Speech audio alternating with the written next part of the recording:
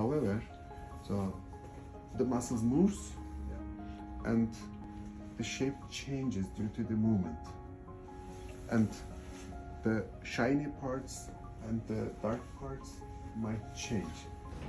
But this suction has to be superficial, okay? Yeah.